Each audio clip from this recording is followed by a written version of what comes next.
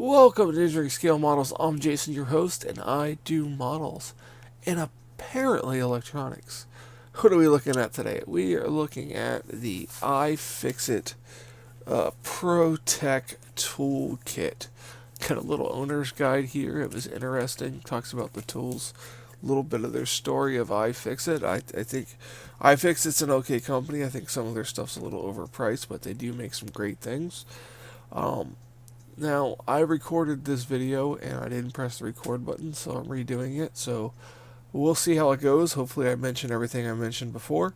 So this is, like I said, the iFixit Pro Toolkit. This was recommended by many people, and what I was using before just was inferior. I had this set here, this Wahea. Um, Wait, I was not going to pick it up. Wahea set. It doesn't have any Y bits on it, and it's a good little set for the general purpose I used to do. And then I had another set that had security bits in it, but I would have to fish around for the right bit and all that stuff. So, I figured I'd check this out. And let's see what we got here. So we have an anti-static wristband. Not too worried about that. And then we have a suction cup here. And then we have some of these little, what are they calling these? Pry bars, I guess. This tool is designed to break before your device does. I guess that's good. What if you want to break your device? That's the thing. What if you're looking to break something? So we got some opening picks. Wonder if it says. No, it doesn't say it on these. They're pretty flexible. Use them on some screen replacements. Got some cross-lock tweezers. The jaws don't quite line up, but that's alright. That's easily fixed. These little tweezers right here, these bent tweezers, they seem to be good. Because if you squeeze them, they don't separate, so you're not going to drop your part or ping your part too bad. So they're pretty good. Not bad. And then you have a pair of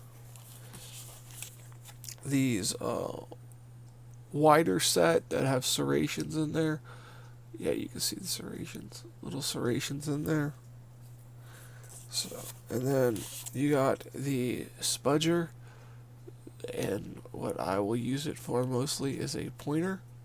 So that, and then you have this hooked one. They call it a halberd one. It's got a hook on one end and a thing. This hook's probably real nice for knocking off components if you're into that.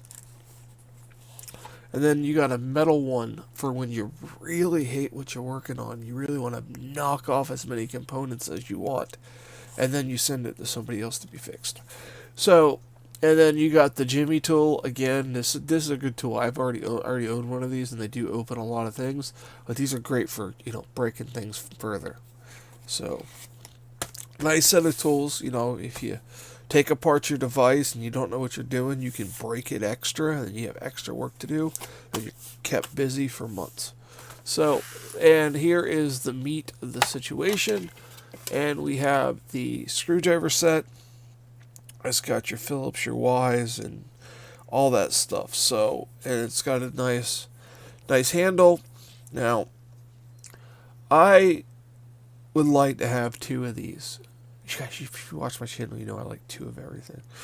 But because like with a switch, it takes the Y screw and the Phillips screw.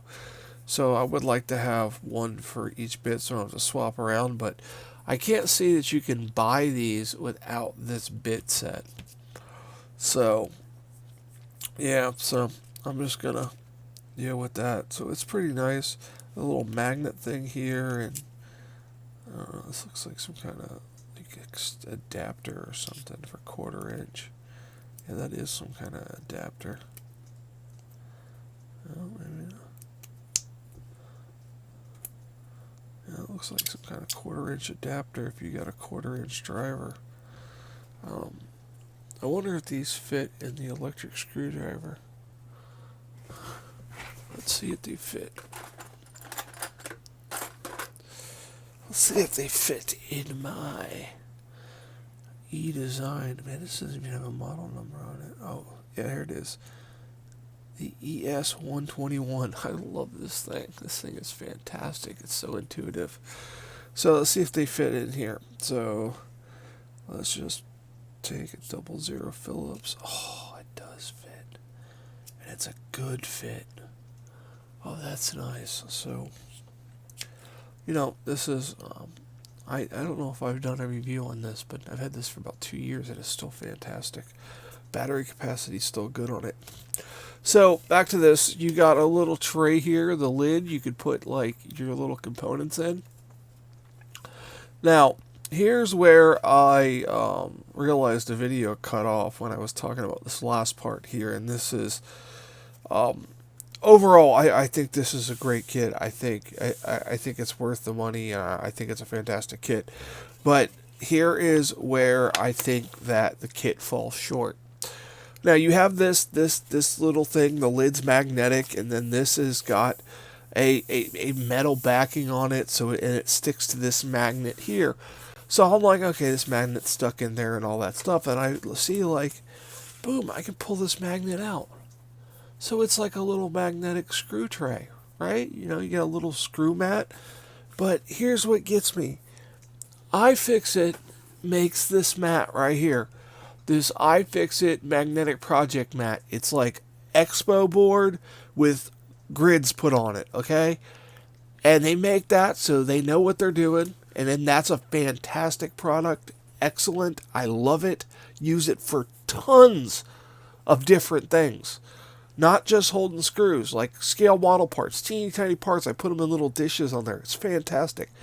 I have used that thing for 2 years. It's great, high quality, all that good stuff.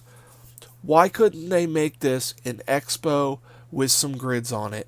Just a grid across here, and 1, 2, 3, and you get, 8 squares to separate your screws. And then, if you're not using it, it tucks right here in here. You can put your thing on there, your iFixit tools on there. It seems like this is such a well-designed kit. And, you get a magnetic pad and you can put your stuff on it. But I think if they would have expoed it and made it with grids, I think it would... Yeah, it would have just been icing on the top. I mean, it's not saying that this is bad because they didn't do that. I'm just saying it's just something that I get. I don't know if it was an afterthought to throw this in there to have this stick to it instead of having this like molded into this plastic or molded into this nylon, and they made it pull out, so I guess they intended it to be a mat for screws. Well, like I said, they make the magnetic project mat. It's very popular.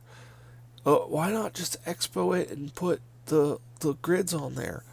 It couldn't have been, if it cost $2 more, I would pay $2 more to have that included in that kit. I'd have paid $5 more to have that included in this kit. So... yeah, so this has been the iFixit ProTech Toolkit. Yeah, look for it in some videos. It's going to get used. I haven't used it yet, but like I said, it's gotten amazing reviews. I will be using it to put this switch back together after I do some more testing on it, because I got to wait for some other stuff to come in. So that's going to do it for this video, guys. Thank you so much for watching with my little bit of a rant at the end there. You can check me out on social media or on Patreon. Thank you so much, and have a fantastic